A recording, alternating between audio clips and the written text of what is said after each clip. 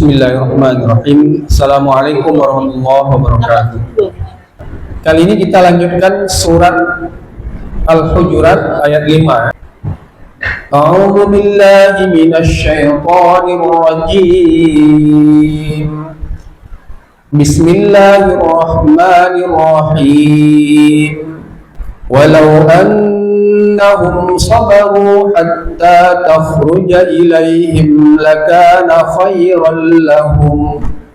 Wallahu ghafurur rahim. Ya ayyuhalladzina amanu in ja'akum fasiqun binaba'in fatabayyanu in ja'akum fasiqun binaba'in fatabayyanu an tusibu qauman bijahalah fatusbihu ala ma fa'altum nadimin. Wa'lamu anna fikum Rasulullah law yuti'ukum fi kathirin minal amri la'anittum walakinna Allah habbaba ilaykumul iman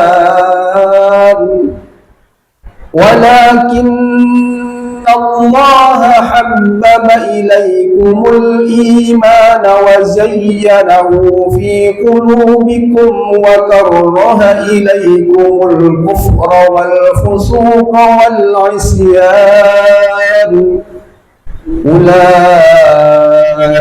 humur rasyidun. Shadaqallahul azim. Baik, Ibu, kita terjemahkan. Walau annahum sabaru, dan seandainya mereka itu sabar, seandainya mereka itu sabar, ini maksudnya orang-orang dari suku Badui, ya, Arab Badui. Walau annahum sabaru, seandainya mereka orang Arab Badui itu sabar, hatta takhruja ilaihim, sampai engkau Muhammad keluar kepada mereka. Waktu itu ceritanya kan di ayat sebelumnya, pada ayat 4 itu ada ayat bahwa innalladzina yunaduna min wara'il hujurati aktsaruhum la ya'qilun. Sesungguhnya orang-orang yang memanggilmu di balik dindingmu, maka di balik kamarmu, di balik rumahmu, kebanyakan mereka tidak berakal. Nah, makanya seandainya mereka sabar, kata Allah dalam ayat 5 ini, seandainya mereka sabar sampai engkau keluar, lakana khairul lahum, sungguh itu lebih baik bagi mereka. Jadi kalau mereka manggil-manggil tidak sabar itu, nah ini kan kemarin kita sampaikan soal bagaimana akhlak kepada Nabi, bagaimana tidak boleh meninggikan suara, bagaimana tidak boleh memanggil dengan nama langsung. Tapi orang Arab Badui ini agak lain dia orangnya. Jadi kayak gitulah. Lakana khairul lahum, sungguh itu akan lebih baik bagi mereka. Wallahu ghafurur rahim, dan Allah itu maha pengampun, ghafur, dan rahim. Rahim maha penyayang. Selanjutnya ayat 6. Nah, ini temanya sudah ganti, ya. Ya ayyuhalladzina amanu, wahai orang-orang yang beriman. Ja'akum fasikun, seandainya datang kepadamu orang fasik. Ya, orang fasik ini apa? Jadi ini udah ke arah munafik gitu. Jadi kalau dalam definisi akidah itu ada pertama mukmin, ya, yang kedua fasik, yang ketiga baru munafik, kemudian baru kafir. Kalau fasik itu orang yang tidak melaksanakan kewajiban-kewajiban. Jadi misalnya tidak sholat gitu. Jadi kalau orang sudah tidak sholat, maka dia masuk ke orang fasik. Tidak melakukan kewajiban, tidak puasa gitu. Nah itu udah dikategorikan orang fasik. Nah otomatis kalau mereka membawa berita, membawa kabar, maka orang ini harus betul-betul diklarifikasi beritanya itu. Jadi makanya ayat ini, wahai orang-orang beriman, in ja'akum fasikun, apabila datang orang fasik, binaba'in dengan berita, fatabayyanu, maka lakukan penjelasan, klarifikasi, minta penjelasan terlebih dahulu, benar enggak informasi itu. Antusibu qauman bijahalah, akan datang, akan menimpa sebuah kaum yang dengan kebodohannya, fatusbihu ala ma fa'altum nadimin, maka kalau itu terjadi akan adalah ala ma fa'altum, akan ada yang engkau kerjakan itu menjadi orang-orang yang menyesal. Jadi kalau terlanjur mempercayai orang-orang fasik ini tanpa klarifikasi, maka akan terjadi penyesalan. Itu kira-kira maknanya, nanti kita jelaskan lebih lanjutnya. Selanjutnya ayat berikutnya, ayat 7, wa'lamu anna fikum Rasulullah, ketahuilah bahwa di antara kalian itu ada Rasulullah. Lau yuti'ukum fi katsirin minal amri, kalau yuti'ukum, taat kepadamu banyak dalam urusan, la'anittum, maka sesungguhnya engkau itu akan semacam berat gitu ya. Anittum itu berat, artinya akan keberatan, akan susah gitu ya, akan repot gitu ya. Walakinallaha habbaba ilaikumul iman, tetapi Allah mencintai kepadamu dengan iman yang ada padamu, wa zayyanahu fi qulubikum, dan Allah itu menghiasi dan iman itu menghiasinya dalam hati kamu, wa karraha ilaikum, dan membencilah kepadamu itu kekufuran, kefasikan, dan kemaksiatan. Al-kufra wa karraha ilaikumul kufra, dan bencilah kepadamu itu kekafiran, kefasikan, dan kemaksiatan. Ulaika humur rasyidun, mereka itulah orang-orang yang diberi petunjuk. Rasyid ya, rasyidun, orang-orang yang diberi petunjuk. Ibu-ibu yang dimuliakan Allah, jadi ayat ini melanjutkan ayat sebelumnya 1-5. Sebelumnya sudah kita terangkan bahwa surat Al-Hujurat ini artinya kamar-kamar gitu ya. Hujurat artinya kamar, satu kamar. Hujurat artinya kamar-kamar.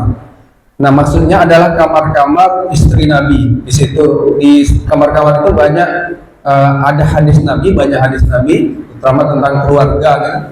Kemudian banyak juga ayat yang turun. Salah satunya adalah ayat yang kita bacakan sebelumnya tentang mengeraskan suara di depan Nabi.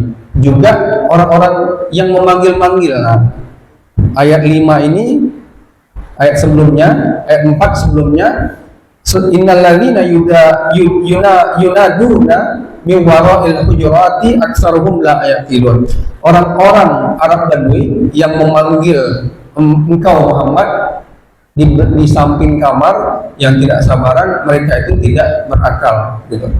Kemudian ayat 5-nya, dan seandainya mereka sabar, walau annahum sabaru hatta takhruja ilaihim, seandainya mereka sabar tentu itu lebih baik kepada Nabi. Jadi mereka itu tidak beretika kepada Nabi, dan mereka kata Allah di ayat ini, ayat 4-nya, mereka tidak berakal.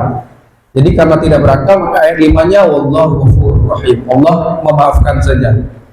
Jadi para sahabat yang di Madinah itu kadang-kadang segan kepada Nabi, tidak berani memanggil. Tapi orang Arab Badui ini main teriak-teriak aja, berlebihan. Mereka kurang hormatnya, kurang etikanya lagi.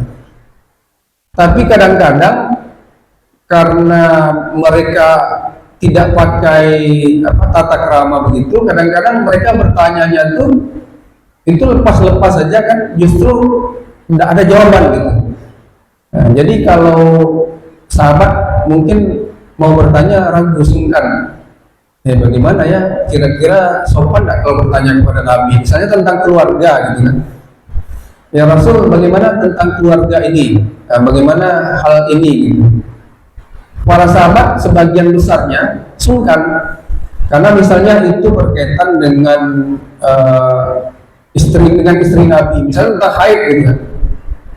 Tentang haid kan agak sungkan mungkin sahabat kan pada Nabi. Tapi kalau orang Badui ini mereka nanya aja. Nah kalau mereka nanya, Nabi menjawab, itu menjadi hukum. Nah itu menjadi hukum, dan itu menjadi hukum yang bisa dipakai kan. Tapi menurut dalam catatan sejarah ada beberapa sahabat yang menunda pertanyaannya karena ragu itu, karena mereka harus melihat situasi Nabi bagaimana. Padahal Nabi kalau ditanyakan akan menjawab, dan itulah kemudian yang menjadi hukum bagi pelaksanaan di hari-hari ketika itu dan sampai berlaku sekarang. Makanya sahabat itu kalau orang Badui itu bertanya, mereka wah ini bagus juga nih gitu. Walaupun padahal mereka sebelumnya tidak berani nanya gitu. Oke, sampai ayat 5 ini merupakan rangkaian dari makna sebelumnya. Kita lanjut ayat 6-nya, ini sudah berbeda. Ya ayyuhalladzina amanu, wahai orang-orang yang beriman, in ja'akum fasikum binaba'in, seandainya datang kepadamu orang fasik binaba'in dengan sebuah berita, maka fatabayyanu, maka klarifikasilah, minta penjelasan. Al tusibu qauman bijahalatin, karena akan datang menimpamu lah, akan datang kepadamu, fatusibu menimpamu lah qauman bijahalah, ada orang kaum yang bodoh, fatusbihu ala ma fa'altum nadim, maka itu akan menyebabkan engkau dalam penyesalan kalau tidak melakukan klarifikasi. Ibu-ibu yang dimuliakan Allah, jadi ayat 6 ini ada sebab turun yang sangat unik, yang menarik gitu. Suatu ketika ada namanya sahabat Al-Haris ibnu Abu Dirar. Al-Haris ibnu Abu Dirar masuk Islam. Al-Haris bin Abu Dirar ini berjanji kepada Rasulullah, karena sudah diajarkan Rasulullah masuk Islam, kemudian diajarkan oleh Nabi sholat, puasa, zakat. Jadi hukum-hukum ibadah itu diajarkan, dan dia menyanggupi menyampaikan kepada kaumnya. Jadi kalau dakwah Nabi itu kan banyak kepada kepala suku. Kalau kepala sukunya itu sudah bilang A, maka anak buahnya akan ikut. Nah, Haris ini juga menyampaikan, ya Rasul, nanti akan saya sampaikan, saya ajarkan, dan kalau sampai kewajiban zakat itu maka akan saya tunaikan, saya dan kaum saya. Jadi mu'alaf itu ada masanya, Bu, ya. Si Al-Haris ini baru masuk Islam, tapi dia sudah mau membayar zakatnya. Jadi enggak, kadang-kadang kan mu'alaf itu udah 10 tahun masih mu'alaf juga, masih menerima zakat juga. Nah ini di dalam riwayat ini tidak disebutkan berapa lama, tapi dalam hitungan bulan, mungkin 3 atau 6 bulan, dia akan datang ke Madinah. Katanya datanglah utusanmu wahai Rasulullah, mungkin sekitar 6 bulan ya setelah ini, maka akan kami serahkan zakat kami. Jadi dalam riwayat ini tidak disebutkan berapa lamanya, tapi pasti tidak lama gitu. Jadi kalau begitu bisa kita simpulkan, orang yang baru masuk Islam yang mu'alaf itu tidak semua juga harus menjadi mustahik dan tidak lama gitu.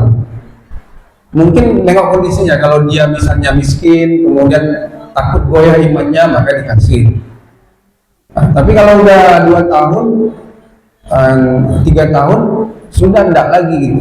Itu modus jadinya. Ada juga modus ya. Modus dia ke sana bilang saya mualaf gitu, saya dulu Cina begini, saya masuk Islam begini. Tahun depan gitu lagi, terus menerus saja pindah-pindah bisa bilang. Padahal dalam riwayat ini tidak disebutkan tidak begitu. Jadi Haris bin Abu Dhirar ini kemudian menyampaikan kepada kaumnya, dan sampai waktunya ketika 6 bulan itu, misalnya kita tahu 6 bulan nanti disebutkan waktunya, diutuslah utusan Nabi namanya Walid bin Uqbah. Uqbah ini bapaknya seorang kafir yang meninggal dalam kekafiran. Sementara anaknya Al-Walid masuk Islam. Jadi Al-Walid bin Uqbah ini bapaknya kafir dan mati dalam kekafiran, sementara Al-Walid ini yang kita pertanyakan. Nah, dia muslim dan menjadi utusan Nabi. Uqbah ini bapaknya tadi itu pernah ketika Nabi sholat di Masjidil Haram, ketika beliau sujud di Ka'bah, dia ambil kotoran onta, tai onta, dia ditaruhnya di kepala Nabi, ya, saking jahiliyahnya gitu ya. Dan Nabi karena takut kotoran onta itu jatuh dan mengenai Masjidil Haram, maka beliau tidak bangun-bangun, jadi sujud lama sekali. Kemudian hal ini diadukan kepada putri dia, Fatimah. Jadi Fatimah lah kemudian yang membersihkan kotoran unta itu, baru kemudian Nabi naik dari sujudnya agar kotoran unta itu tidak jatuh ke Masjidil Haram. Itu ketika di Mekah, ketika Nabi masih berada di Mekah. Nah, peristiwa ini yang Walid itu anaknya sudah masuk Islam itu terjadi di Madinah. Jadi Walid bin Uqbah ini anaknya tadi sampai kemudian yang tadi dia sampai kemudian Uqbah itu didoakan oleh Nabi, mudah-mudahan engkau nanti celaka gitu. Jadi memang kemudian si Uqbah ini mati dalam kekafiran di dalam salah satu perang ya, tapi anaknya masuk Islam, Walid bin Uqbah, dan menjadi utusan Nabi. Nah, Walid bin Uqbah ini setelah 6 bulan peristiwa Al-Haris tadi datang menuju Bani Mustalik tadi. Datang ke Bani Mustalik dan dia ingin meminta zakat seperti yang disampaikan Nabi. Tadi kita sampaikan kan bahwa Al-Haris ini bin Abu Dhirar akan membayar zakat. Dan silakan utusan Nabi datang menjemputnya. Nah, utusan Nabi inilah yang namanya Al-Walid bin Uqbah. Tapi begitu sampai ke Bani Mustalik, orang-orang yang dari Bani Mustalik ini yang dipimpin oleh Al-Haris itu menyambut dia ramai-ramai. Si Al-Walid bin Uqbah ini takut gitu. Takut, tiba-tiba gentar saya dia dan dia balik ke kanan. Padahal maksudnya si Haris ini dan Bani Mustalik yang ramai-ramai ini mereka menyambut utusan Nabi. Oh, ini utusan Nabi akan datang gitu. Jadi kayak Nabi betul yang datang. Kita kan kalau misalnya ada ustadz top itu datang kan ke masjid kita kan ramai-ramai ke jalan gitu ya. Ramai-ramai ke jalan menyambut. Nah, ini karena Bani Mustalik ini di kampung lain yang jauh, maka mereka menyambut di jalan. Jadi seakan mau mengepung. Tiba-tiba si Walid ini, Al-Walid bin Uqbah ini takut dan dia kemudian pergi balik kanan, balik ke Madinah. Di Madinah dia lapor kepada Nabi. Katanya, ya Nabi, ya Rasulullah, ini orang dari Bani Mustalik ini tidak mau membayar zakat. Nah, gitu laporannya. Jadi padahal dia belum sampai, tetapi sudah dilaporkan bahwa orang Bani Mustalik tidak mau bayar zakat. Mereka bahkan mau membunuh saya. Nah, tentu Nabi emosi, ya. Nabi marah, kok berani itu Bani Mustalik. Kemarin datang baik-baik, masuk Islam, janji bayar zakat, dan setelah beberapa waktu utusan Nabi akan datang ke sana, tapi sekarang kok malah mau membunuh utusan Nabi gitu, mau utusanku. Maka Nabi mengutus orang lain, Khalid bin Walid. Pesannya kepada Khalid, kalau mereka ingkar maka perangi. Tapi kalau mereka tidak ingkar, mereka mau negosiasi berdamai, mau bayar zakat itu, maka jangan. Nah, tapi pesan Nabi lagi, jangan langsung saja langsung perangi, tanya dulu baik-baik. Ibu-ibu yang dimuliakan Allah, dalam peristiwa ini Allah sengaja tidak menyampaikan wahyu kepada Nabi terlebih dahulu. Tidak disebutnya dan tidak disebut oleh Allah dalam wahyu, ya. Biasanya Nabi kan kalau ada sesuatu itu langsung tahu, oh ini orang ini bohong. Jadi Al-Walid menyampaikan saya mau dibunuh oleh orang Bani Mustalik. Itu Nabi tidak tahu kalau si apa ini membohongi Nabi. Tidak tahu Nabi. Makanya kemudian Nabi mengutus utusannya. Ketika Khalid bin Walid hampir sampai ke Bani Mustalik, dalam satu riwayat sampainya malam. Sampai di malam hari, kemudian dia menyelidiki dulu. Ada dikirim mata-mata lah di pinggir apa, ada pasukan Khalid bin Walid ini, kemudian diutus mata-mata, ditanyakan kepada penduduk sana apakah mereka beriman kepada Allah, dan dia lihat iya beriman, sholat, ya, berzikir, ada azan di situ, ada tempat ibadahnya, ada masjidnya. Oh, berarti informasi yang terima salah gitu. Makanya kemudian Khalid bin Walid kembali kepada Nabi dan bertanya kepada orang itu, apakah kalian ingkar kepada Nabi, tidak mau bayar zakat? Oh tidak, kami tetap akan membayar zakat, tapi kenyataannya justru tidak ada utusan Nabi yang datang. Kata orang dari Bani Mustalik ini, kata Hal Haris ini pimpinannya. Kemudian Khalid bin Walid balik, maka turunlah ayat ini. Nah, ada riwayat yang lebih kuat begini. Jadi ketika sudah ada informasi bahwa utusan Nabi tidak nampak datang, Bani Mustalik yang dipimpin oleh Al-Haris bin Abu Dirar ini menyusul ke Madinah.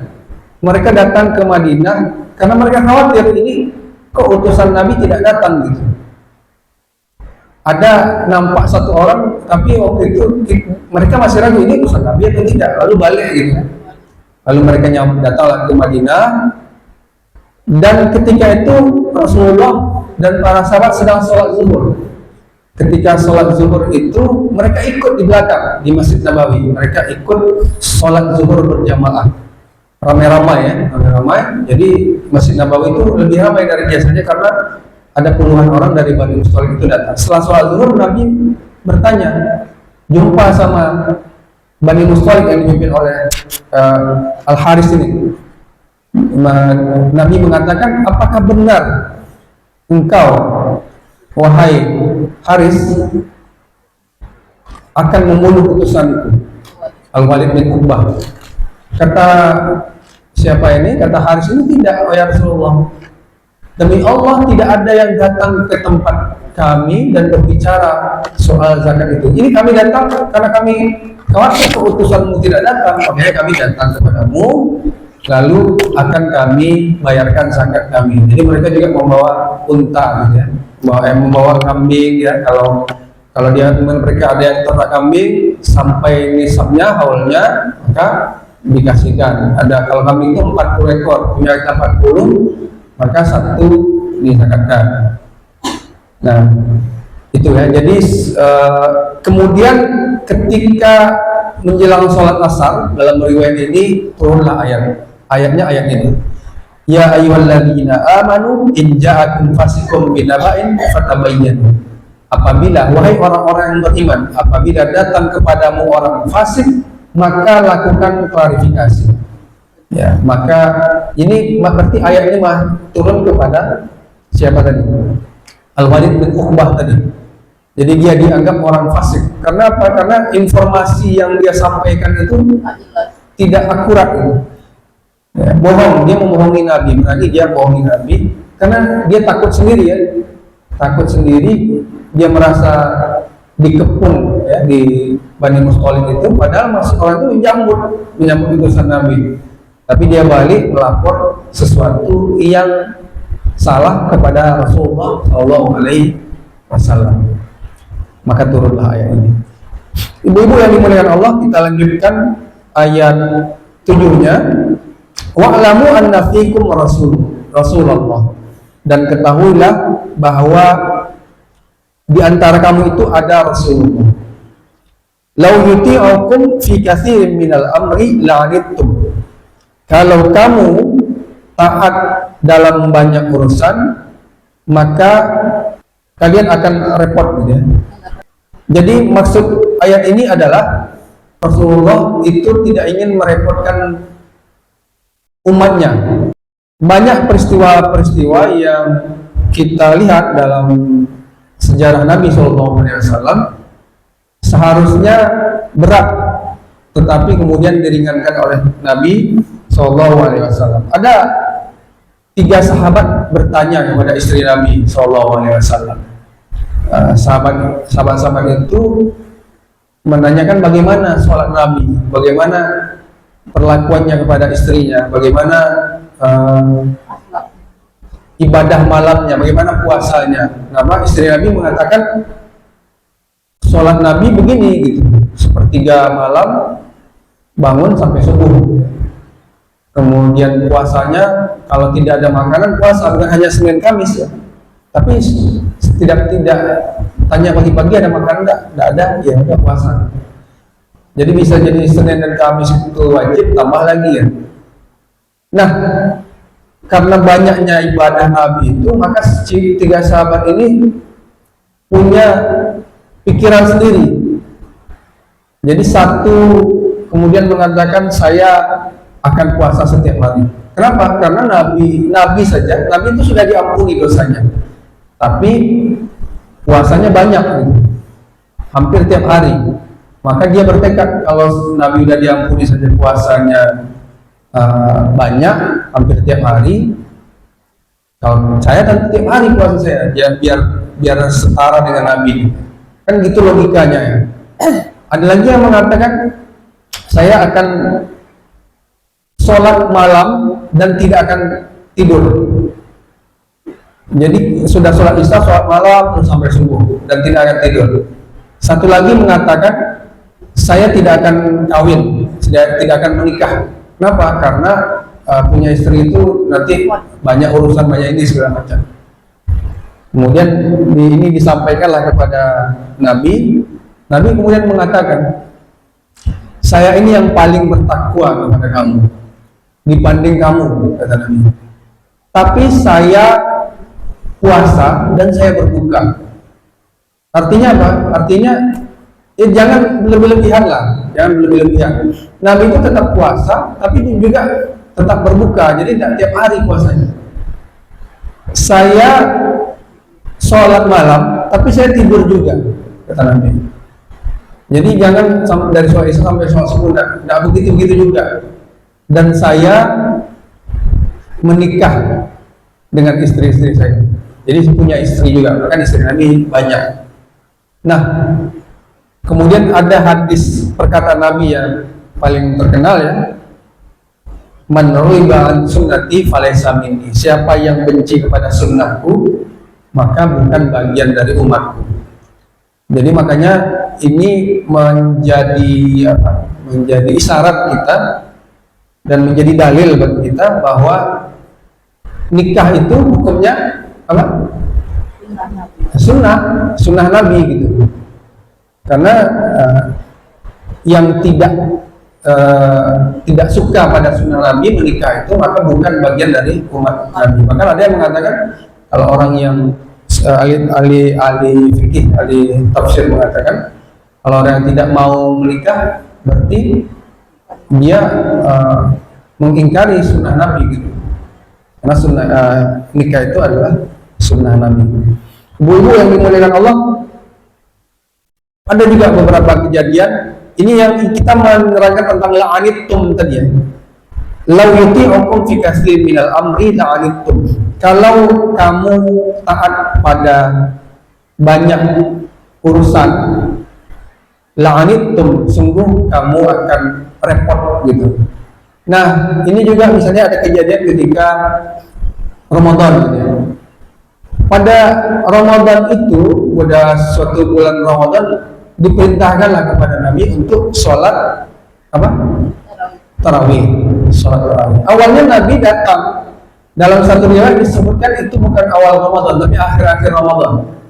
Ada yang menyebut tanggal 23 Ramadan Nabi datang ke masjid. Itu awal disyariatkannya tarawih itu. Nabi datang sholat sendirian. Sholat sendirian, tahu-tahu ada yang ikut di belakang. Nah, hari pertama gitu, ada yang ikut, jadi sholat jamaah. Nabi datang waktu itu tengah malam, kira-kira jam 12 malam ya. Kemudian sholat sampai subuh. Lalu hari kedua, Nabi sholat lagi, ikut lagi yang belakangnya, tapi habis isya gitu. Habis isya, karena habis isya, maka selesainya tengah malam. Jadi tengah malam Nabi pulang. Hari ketiga gitu juga. Nah, hari ketiga ini sahabat ada yang mengatakan, ya Rasulullah, kenapa tidak dari habis isya saja sampai subuh gitu? Kan enak nih sholat tarawih ini ramai-ramai jamaah, kita menghadap Allah di bulan Ramadan ini dari isya sampai subuh. Malam keempatnya Nabi tidak datang. Jadi kalau ketika ditanyakan, ya Rasulullah kenapa engkau tidak datang? Kami sudah ngumpul nih. Kata Rasulullah, kalau saya datang, kemudian nanti tiba-tiba diwajibkan, kalian yang repot. Gitu. Nah, ini ayat ini maksudnya itu. Sanggup nggak ibu-ibu kira-kira kalau diwajibkan? Diwajibkannya dari sholat isya sampai sholat subuh lagi. Sanggup nggak kira-kira? Kita aja ada yang sampai jam 12 di Pekanbaru. Nggak ada ya? Di Masjid An-Nur itu jam setengah 11 ya. Jam setengah 11 selesai. Jadi satu juz ya, di Masjid An-Nur itu satu juz, satu malam. Itu kalau sudah selesai, orang ucapkan apa? Alhamdulillah. Selesai juga. Kalau kita rata-rata kan setengah 10 ya, dari jam setengah 9 sampai jam 9, bahkan setengah jam saja. Itu pun sudah alhamdulillah. Bagaimana kalau sampai tengah malam gitu? Bagaimana kalau sampai subuh pula lagi? Tiap hari lagi selama Ramadan kan berat. Nah, makanya karena Nabi tidak mau memberatkan umatnya, maka Nabi sengaja tidak datang. Jadi jangan sampai sholat tarawih itu diwajibkan, karena bisa jadi itu diwajibkan kalau memang ketika itu ada terus-menerus dilakukan. Ibu-ibu yang dimuliakan Allah, ayat berikutnya adalah walakinnallaha habbaba ilaikumul iman, tetapi Allah mencintai bagimu tetapi Allah mencintai kepadamu itu yang beriman, wa zayyanahu fi qulubihim wa karraha ilaikumul kufra wal fusuqa wal isyan, dan menghiasi dalam hatimu itu dengan keimanan itu, wa karraha ilaikumul kufra, dan dia membenci kekafiran, kefasikan dan kemaksiatan. Ulaika humur rasyidun, mereka lah orang-orang yang ditunjuki. Ibu-ibu yang dimuliakan Allah, Allah itu cinta orang yang beriman, dan itulah betul sesuai dengan ar-rasyidun ya. kadang-kadang iman itu kan sesuai dengan petunjuk dari Allah. Ada orang yang sudah mendapatkan dakwah yang luar biasa tapi tidak mendapat hidayah petunjuk dari Allah, maka tidak dapat juga hidayah iman itu dia gitu. Misalnya Abu Thalib paman Nabi SAW yang sudah bersama Nabi tapi juga tidak beriman. Begitu juga misalnya Nabi Nuh ya. Nabi Nuh itu dakwahnya 950 tahun kepada anak istrinya orang terdekatnya tidak beriman. Nabi Ibrahim alaihissalam juga begitu, ayahnya tidak beriman kepadanya. Nah, makanya kemudian ini semacam apa ya, semacam walaupun iman itu, dakwah itu sampai, tetapi kalau hidayah dari Allah itu tidak ada, maka tidak nyampe juga. Jadi baik ibu-ibu yang dimuliakan Allah, sampai di situ mungkin penjelasan tentang ayat ini. Selanjutnya kita akan baca ya, kemudian terjemahkan. A'udzu billahi minasyaitonir rajim. Bismillahirrahmanirrahim. Walau annahum sabaru hatta tahruja ilaihim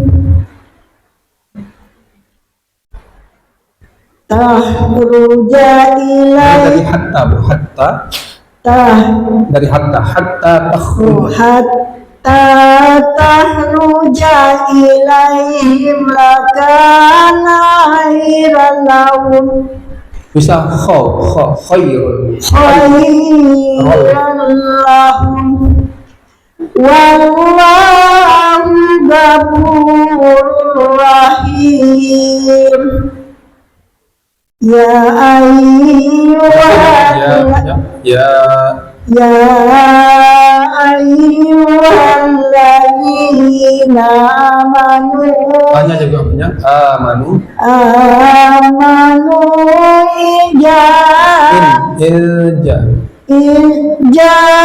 Ja'akum fasiqun ya. Binaba'in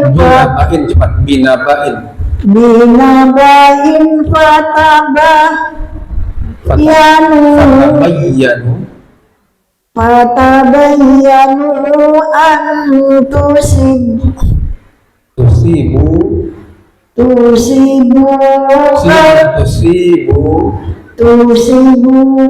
sinya panjang tusibu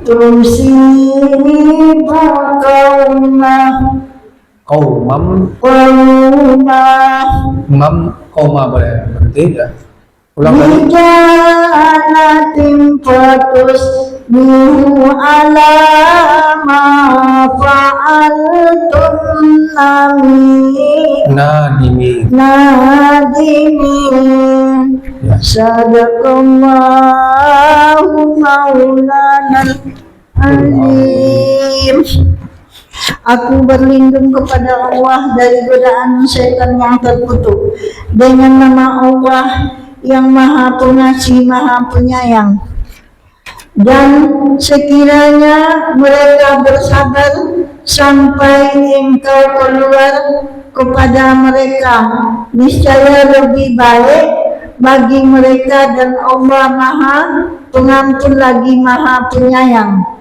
Hai orang-orang yang beriman, jika datang kepadamu orang fasik dengan suatu berita, maka selidikilah agar kamu tidak mencelahkan sesuatu kaum tanpa mengetahui keadaannya, kemudian kamu menyesal atas perbuatanmu. Baik. Maha benar Allah dengan segalanya. A'udzu billahi minasy syaithanir rajim. Bismillahirrahmanirrahim. Wa'lamu anna fikum Rasulullah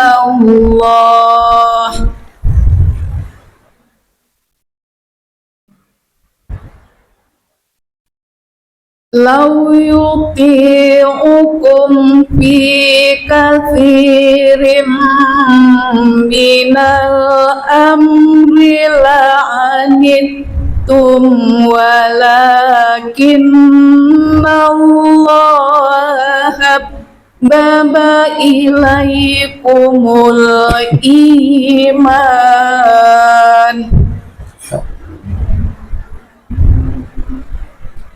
walakinna Allah habbaba ilaikumul iman wa zayyanahu fi qulubikum wa karaha ilaikumul kufr Arwahnya dibaca kufr. kufar Nah. wa karaha ilaikumul kufra wal fusuqa wal isyan ulaika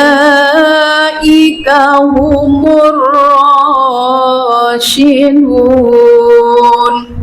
Sadaqallahul azim.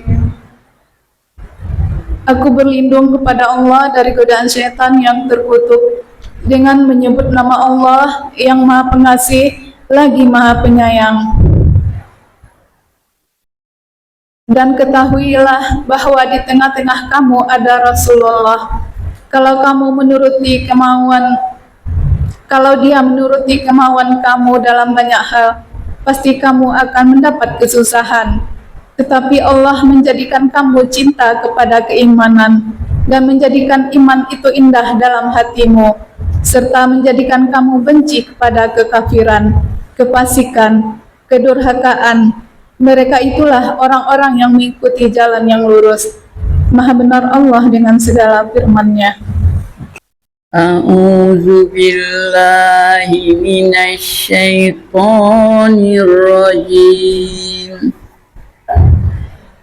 Bismillahirrahmanirrahim. Walau annahum sabaru hatta takhruju ilaihi walau annahum sabaru hatta takhruja ilaihim lakana khairal lahum wallahu ghafurur rahim. Ya ayyuhalladzina amanu in ja'akum fasikum binaba'in fatabayyanu antusibu qauman bijahalatin fatusbihu ala ma fatusbihu ala ma fa'altum nadimin. Sadaqallahul azim. Aku berlindung kepada Allah daripada godaan setan yang terkutuk dengan memuji nama Allah yang Maha Pengasih lagi Maha Penyayang. Seandainya mereka bersabar sampai engkau keluar menemui mereka, tentu akan lebih baik bagi mereka. Allah Maha Pengampun lagi Maha Penyayang. Wahai orang-orang yang beriman, jika seorang fasik datang kepadamu membawa berita penting, maka telitilah kebenarannya agar kamu tidak mencelakakan sesuatu kaum karena ketidaktahuanmu yang berakibat kamu menyesali perbuatan itu. Maha benar Allah dengan segala firman-Nya. أعوذ بالله من الشيطان الرجيم بسم الله الرحمن الرحيم واعلموا أن فيكم رسول الله لو يطيعكم في كثير من الأمر لعنتم ولكن الله حبب إليكم الإيمان وزينه في قلوبكم حبب إليكم الإيمان وزينه في قلوبكم وكره إليكم الكفر lanjut aja tak ulang Wakar rohamu. dari fusuku insian dari mana kan Dari wakar roha boleh. وكره إليكم الكفر والفسوق والعصيان أولئك هم الراشدون صدق الله العظيم. Aku berlindung pada Allah jauh dari godaan syaitan yang terkutuk dengan menyebut nama Allah yang Maha Pengasih lagi Maha Penyayang. Dan ketahuilah bahwa di tengah-tengah kamu ada Rasulullah. Kalau dia menuruti kemauan kamu dalam banyak hal, pasti kamu akan mendapat kesusahan. Tetapi Allah menjadikan kamu cerita kepada keimanan dan menjadikan iman itu indah dalam hatimu, serta menjadikan kamu benci kepada kekafiran, kefasikan dan kedurhakaan. Mereka itulah orang-orang yang mengikuti jalan yang lurus. Maha benar Allah dengan segala firman-Nya. A'udzu billahi minasyaitonir rajim. Bismillahirrahmanirrahim. Walau annahum sabaru hatta takhruja ilaihim lakana khairan lahum wallahu ghafurur rahim.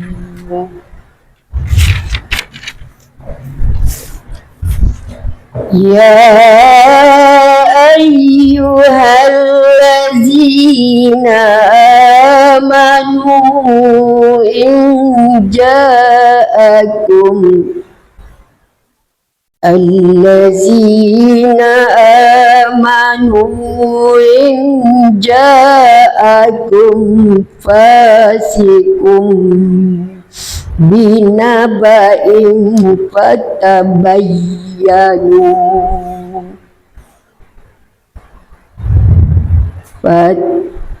gimana ulang tuh Ustaz? Selanjutnya Binaba'in fatabayyanu antusibu qauman bijahalah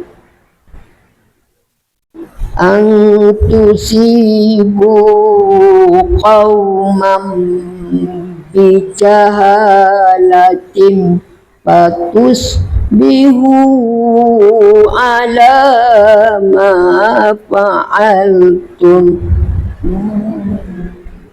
nadimi fatusbihu على ما فعلتم نادمين صدق Allahul Azim.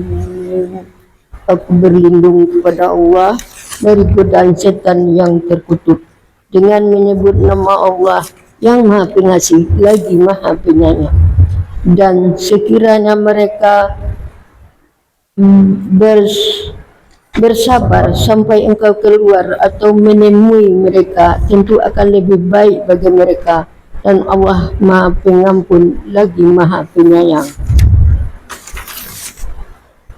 Wahai orang-orang yang beriman, jika seorang yang fasik datang kepadamu membawa suatu berita, maka telitilah kebenarannya, agar kamu tidak mencelakakan suatu kaum kerana kebodohan, keserobohan yang akhirnya kamu menyesali perbuatanmu itu.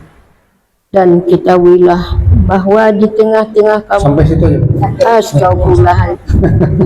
Maha suci Allah dengan segala maaf. Dengan Allah dengan segala firman. A'udzu billahi minasyaitonir rajim. Bismillahirrahmanirrahim. Wa'lamu anna fikum rasulullah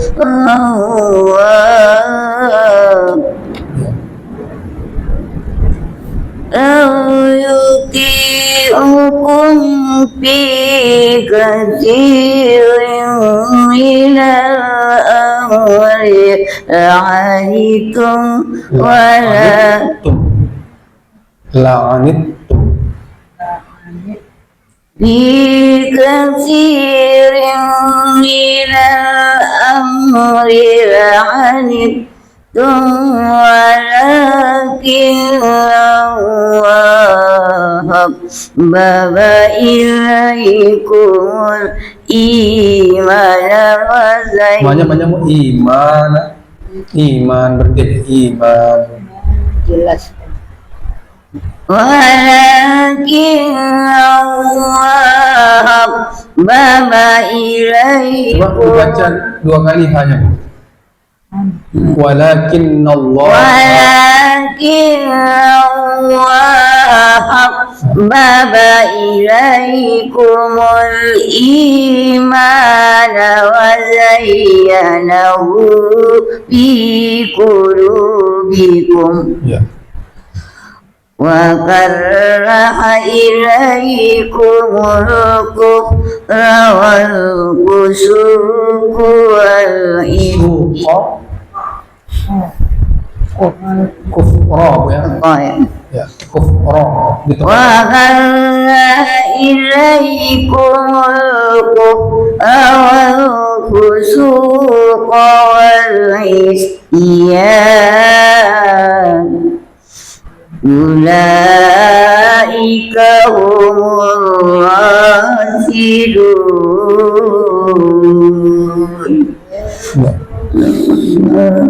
Sadaqallahul azim. Ala takbir aku.